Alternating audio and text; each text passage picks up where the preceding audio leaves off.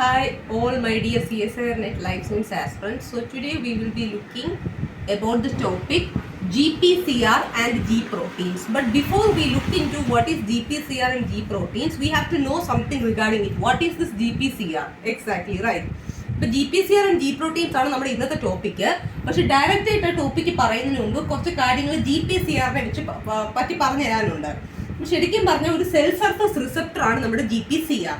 പിന്നെ നിങ്ങൾക്ക് അറിയാലോ, അതായത് ഇപ്പൊ എല്ലാ ഹൈഡ്രോഫിലിക് സിഗ്നൽ മോളിക്യൂൾസും എല്ലാ ലിപ്പോഫിലിക് സിഗ്നൽ മോളിക്യൂൾസും they bind to cell surface receptors. So all hydrophilic signal molecules as well as some lipophilic signal molecules bind to the cell surface receptors. നമുക്ക് അറിയാവുന്ന കേസാണ്.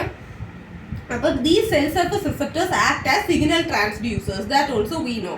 How they act as signal transducers? ഈ cell surface receptors ആണ് signal transducers ആയിട്ട് act ചെയ്യുന്നത്. എങ്ങനെയാണ് അവർ act ചെയ്യുന്നത്? Extra cellular സിഗ്നലിനെ ഇൻട്രാസെല്ലുലാർ സിഗ്നൽ ആക്കി കൺവേർട്ട് ആക്കിക്കൊണ്ടാണ് എന്ത് ചെയ്യുന്നതിന് സഹായിക്കുന്നത്. So these cell surface receptors act as signal transducers by converting an extracellular ligand binding event into intracellular signals.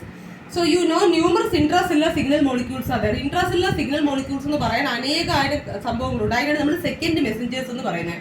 So numerous intracellular signaling molecules are known as second messengers. Then who is the first messenger? അപ്പോൾ first messenger ആരാന്നൊരു doubt വരും. Extracellular signaling molecules ആണ് first messenger. Okay, അതായത് extracellular signaling മോളിക്യൂൾസിന്റെ signal cell surface receptors receive ചെയ്തിട്ടാണല്ലോ സെല്ലിന്റെ ഇന്റീരിയറിലേക്ക് കൊണ്ടുപോവുക.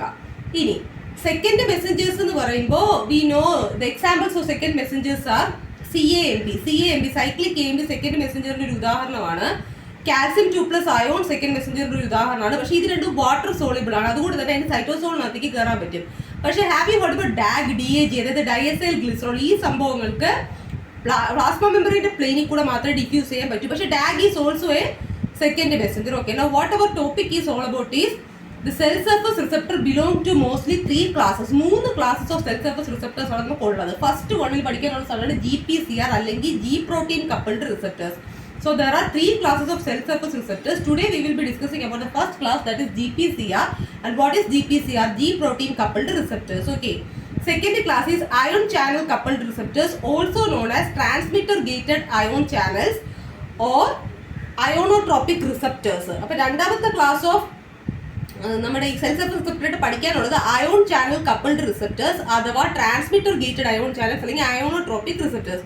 മൂന്നാമത്തെ ക്ലാസ് എൻസൈം ലിങ്ക്ഡ് റിസപ്റ്റേഴ്സ് ആണ്. Third class of cell surface receptors is enzyme linked receptors. But today we will be concentrating on GPCR and G proteins. G proteins maybe we will be discussing in the next session, but that module's name is GPCR and G proteins. Anyways, let's move on to the topic. ഇപ്പോൾ GPCR protein എന്തോന്നാണ് നമുക്ക് മനസ്സിലായത്. The largest family of cell surface receptors the transmit signals to intracellular targets via the action of GTP binding proteins called G proteins. അതായത് cell surface റിസപ്റ്റേഴ്സിന്റെ ഒരു largest കുടുംബം തന്നെയാണ് GPCR എന്ന് പറഞ്ഞ റിസപ്റ്റേഴ്സ്. അതെന്താ ചെയ്യുന്നത്? സിഗ്നലുകളെ ഇൻട്രാസെല്ലുലാർ ടാർഗറ്റിലേക്ക് കൊണ്ടുപോകുന്നു. അതിന്റെ ഇടയിൽ നിൽക്കുക, സിഗ്നലുകളെ ഇൻട്രാസെല്ലുലാർ ടാർഗറ്റിലേക്ക് കൊണ്ടുപോകുമ്പോൾ ഇടയിൽ നിൽക്കാൻ ആവശ്യമായിട്ടുള്ള ഒരു പ്രോട്ടീനാണ് G protein. G proteins are trimeric GTP binding proteins. Trimeric എന്ന് പറയുന്നത് proteasome complex made up of 3 subunits. 3 subunits അടങ്ങിയ ഒരു പ്രോട്ടിയോസോം കോംപ്ലക്സ് ആയ ഒരു പ്രോട്ടീനാണ് G protein. 3 subunits alpha, beta and gamma. Those 3 subunits are alpha, beta and gamma. Now where is this GPCR present? They are present in eukaryotes. Okay, and they include receptors for many neurotransmitters and hormones. GPCR അടങ്ങിയിരിക്കുന്നത് എല്ലാ യൂക്കാരിയോട്സിലുമാണ്. അത് എന്തിന്റെ receptors ആയിട്ട് act ചെയ്യുന്ന? Neuro ട്രാൻസ്മിറ്റേഴ്സിന്റെ, ഹോർമോൺസിന്റെ. കൂടാതെ they act as receptors responsible for smell, light and taste. ഇതിനൊക്കെ അത് എന്ത് ചെയ്യാറുണ്ട്? ആക്ട് ചെയ്യാറുണ്ട്.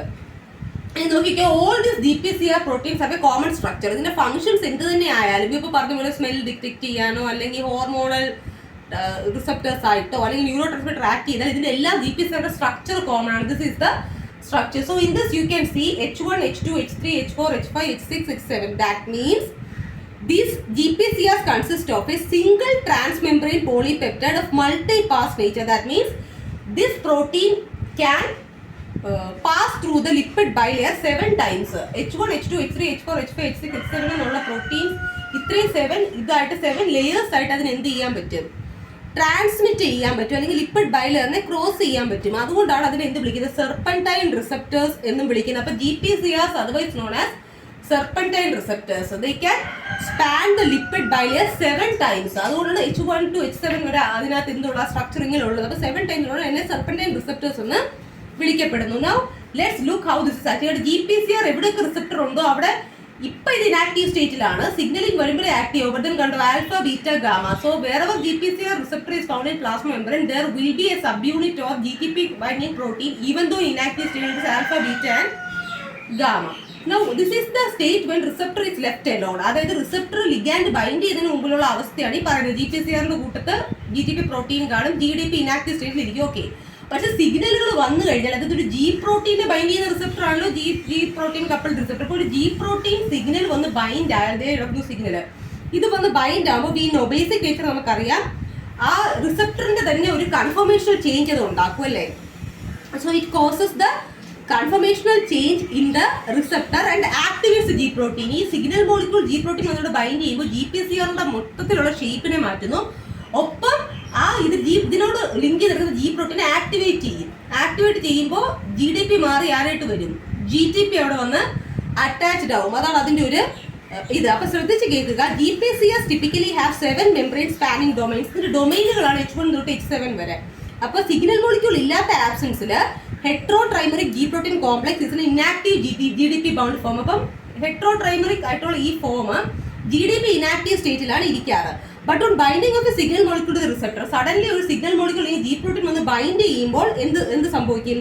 There is a conformational change of the receptor and activation of G protein. Conformational change വരും, G protein activated ആകും.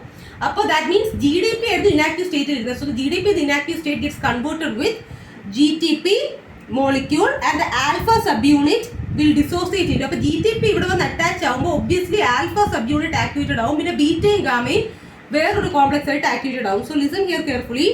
So when this GTP gets bind with this and this converts into an active form, it splits into two, beta gamma complex activated and alpha GTP complex activated. So whenever the signal comes and binds to the receptor, it results in the conformational change and activates the G protein. Secondly, this results in the exchange of GDP with GTP on the alpha subunit, after which alpha and beta gamma dissociate, both of which interact with their own targets, such as some will be with enzymes, some will be with ion channels in the plasma membrane, which then relay signal forward. അതായത് ഇപ്പം ഈ GTP activated കണ്ടീഷനിൽ വരുമ്പോൾ alpha GTP activated ആയി, അതുപോലെ ബീറ്റയും gamma activated ആയി.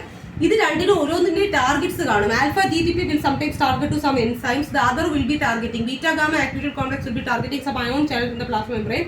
Whatsoever from thereof after activation they will relay the signal onward. അതാണ് എന്റെ സംഭവം. ഏത് രീതിയിൽ രണ്ടും ആക്ടിവേറ്റ് ആയി കഴിഞ്ഞാൽ അതാതിന്റെ എന്താണ് ഫങ്ഷൻസ് അത് എന്ത് ചെയ്യും, ഷോ ചെയ്യും. അതാണ് this is regarding GPCR and G proteins. Hope you understood. ഇത് മനസ്സിലായെന്ന് വിചാരിക്കുന്നു. ഇതിനകത്ത് വലിയ സംഭവമൊന്നുമില്ല.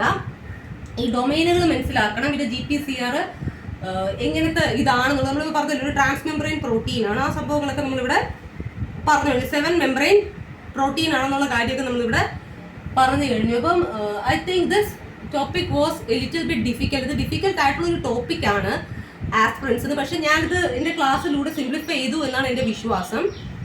So if you love my sessions, please do like, share, subscribe, hit the bell icon so that you will get the class notification as and when I upload it in my YouTube channel. So thanks for watching the session. More about GTP binding protein I will discuss surely in the next class. So wait for the class. See you all in the next class. Thank you and bye bye.